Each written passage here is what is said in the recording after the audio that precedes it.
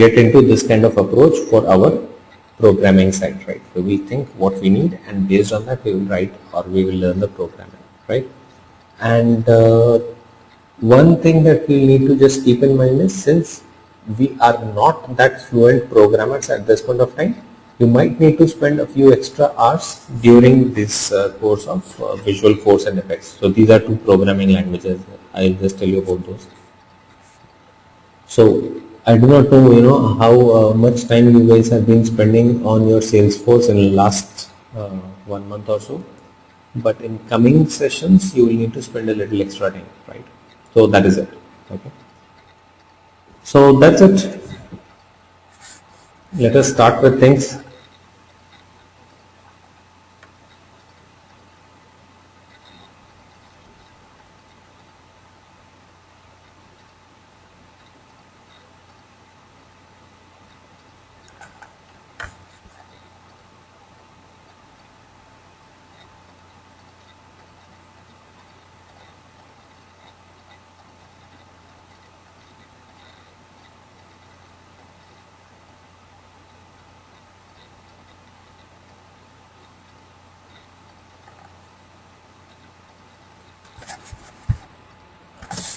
Apex is, for people who know C, C++, Java, Apex is that kind of a programming language which is a proper programming, and it is used for defining the backend logics.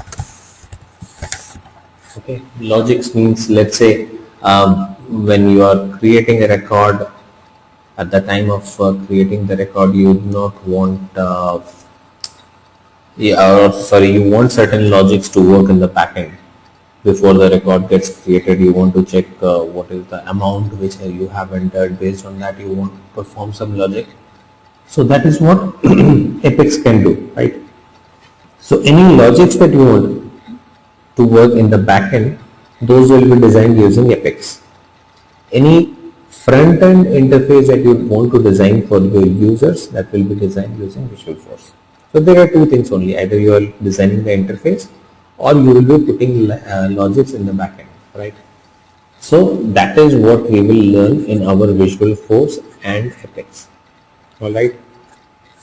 So we'll start with Visualforce, which is a very simple thing to learn. So let's first of all start with our Visualforce. Apex we will come after a few sessions. We'll start talking about Apex after a few sessions. Okay. Initial few sessions we'll just talk about Visualforce. Okay. Once we are done with a few sessions on this thing, the Visualforce, then we will come to our Apex part. Fine. So today we are gonna talk more on the Visualforce side. All right.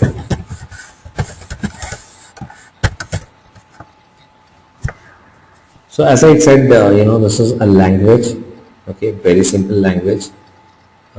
And that is written for designing user interfaces or pages. Now you must be thinking that we already have pages in Salesforce. Do we have pages in Salesforce? Yes, we have, right? We have seen so many of them. Those are all called standard pages. Whatever page we see here in Salesforce, those are all called standard pages.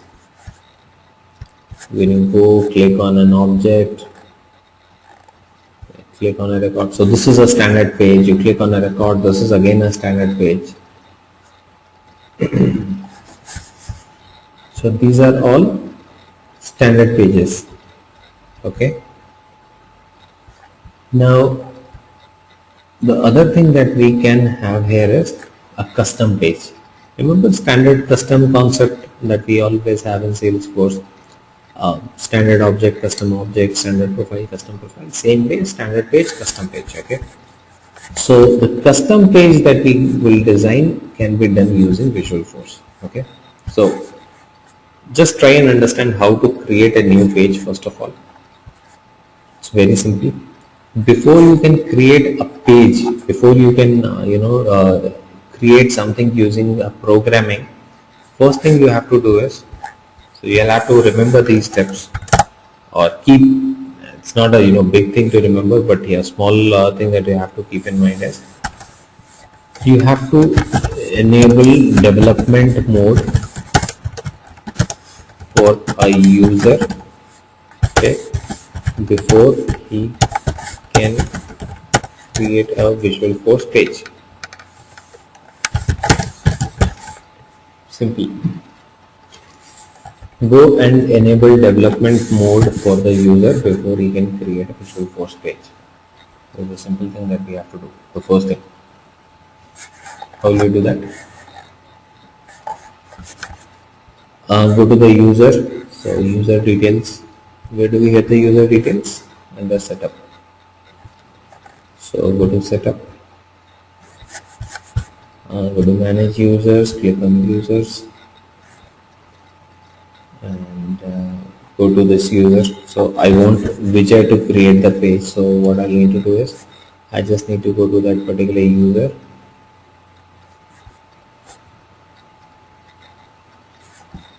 And there I'll need to go and enable development mode. Where is development mode? On the user details in the right hand side you will find it. Do you see development mode anywhere? Yeah, here it is. It is not enabled as of now, right? So before Vijay can create any Visualforce pages, we'll need to enable it. So it's pretty simple. We just need to go to edit and enable this.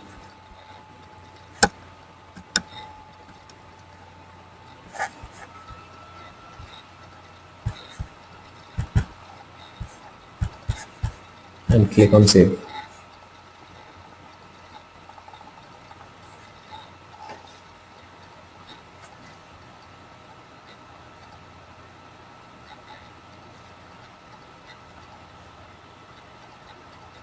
Right?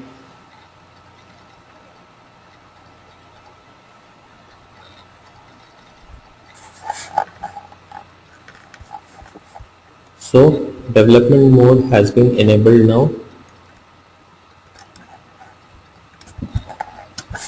Now we can start creating the Visualforce page. Okay. To create a custom page, it's very simple.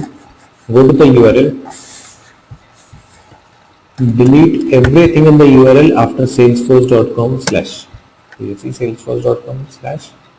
After that, delete everything else and type Apex there and put a slash again and give the name of your page, whatever name you want to give in your page. Okay, so name cannot have a space, but you can name it anything. Let me call it V1. Okay, so again go to the URL, delete everything after salesforce.com/, put Apex/name of the page. So you can call it anything, but it should not have a space. So name should not have space. That's it.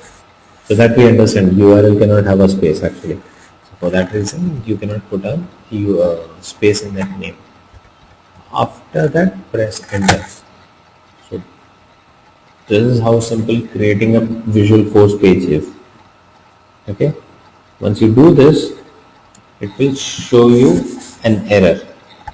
Show a Visualforce error. It says this page does not exist. The page does not exist because I'm trying to create it.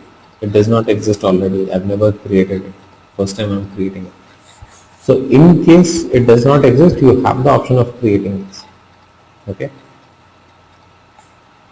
Fine. So go to the URL, remove everything after salesforce.com, put Apex/page name, and just then go and see. It will show you an error. Page does not exist, and it will give you an option of creating the page as well. Just click on this. The page will be created.